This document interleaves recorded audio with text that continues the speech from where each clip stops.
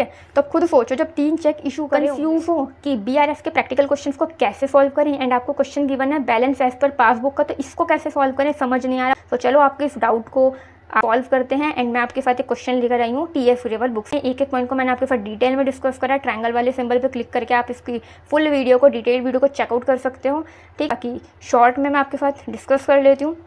आपको जो balance given है एज पर पासबुक का फॉर्मेट बनाओगे बीआरएस का, वो आप चीज़ एज इट इज़ लिख दोगे, एड लेफ्ट के कॉलम्स बनाए। अब फर्स्ट ट्रांजैक्शन में गिवन है कि 3 चेक्स थे इतने रुपीज़ के, वो इशू कर दिया बट जुलाई में, बट पेमेंट के लिए वो अगस्त में प्रेजेंट हुए हैं, और अब बैंक रिकन्सिलिएशन स्टेटमेंट जो है जुलाई तक की बना रहे हो, तो इसका क्या इफेक्ट होगा। मैंने आपको तरीका बताया था, दोनों लिख लो आप कैश बुक पासबुक, जिसका बैलेंस आपको गिवन है उस पर आप स्टार मार्क कर लो, सो दैट आप उसमें फ्लक्चुएट कर सकते हो, ठीक है। तो खुद सोचो जब 3 चेक इशू करे होंगे तो कैश बुक में तो उन तीनों चेक्स के अमाउंट को माइनस कर दिया होगा, क्योंकि इशू करने से बैंक अकाउंट से पैसा डिडक्ट हो जाएगा, उनको पता है।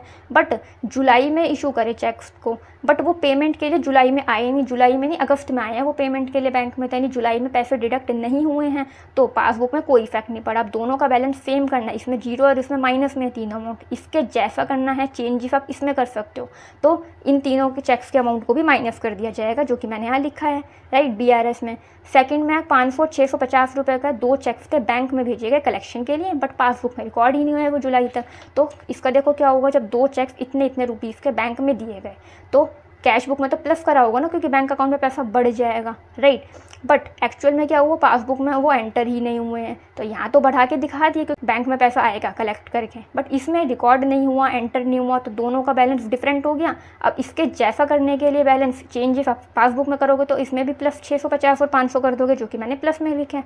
समझ में आ रहा है। थर्ड देखो आपका ट्रांजैक्शन है, बैंक ने चार्ज करे 460 रुपये अपनी कमीशन के और 100 रुपये इंटरेस्ट के दिए हैं, बट ये दोनों ही कैश बुक में रिकॉर्ड नहीं है। अब देखो दोनों को समझो, 460 रुपये बैंक ने कमीशन के काटे, तो पासबुक में माइनस 460 होगा, बट कैश बुक में रिकॉर्ड नहीं है। जब रिकॉर्ड नहीं है तो नील है, दोनों को सेम करने के लिए आप इसमें जब माइनस 460 है, इसमें कुछ नहीं है तो प्लस 460 कर दोगे, सो दैट इसका भी बैलेंस जीरो हो जाए। तो 460 रुपये प्लस में लिखे, ठीक है। और जो 100 रुपये बैंक ने इंटरेस्ट के दिए पासबुक कैश बुक में, वो भी रिकॉर्ड नहीं है। जब रिकॉर्ड नहीं है यानी यहाँ पर जीरो एक तरीके से इस ट्रांजैक्शन का इफेक्ट, तो इसके जैसा करने के लिए यहाँ पर आप -100 करोगे, सो दैट यहाँ पे भी जीरो हो जाए, तो आप इसको माइनस में लिखोगे, ठीक है। सारे ट्रांजैक्शन रिकॉर्ड हो गए, प्लस वाले अमाउंट को आप प्लस करके यहाँ लिखोगे, दोनों अमाउंट्स का टोटल करके इतना आया। माइनस वाले अमाउंट्स का टोटल करोगे, यहाँ लिखोगे, इस वाले अमाउंट में से इसको माइनस करोगे, तो ये आपका आ गया, जो कि आपको स्टार्टिंग में कैश पासबुक का बैलेंस गिवन था, तो ये आपका क्या निकला, कैश बुक का बैलेंस, राइट। पूरे वीडियो को डिटेल में चेकआउट कर सकते हो ट्रायंगल वाले सिंबल पे क्लिक करके। Thank you.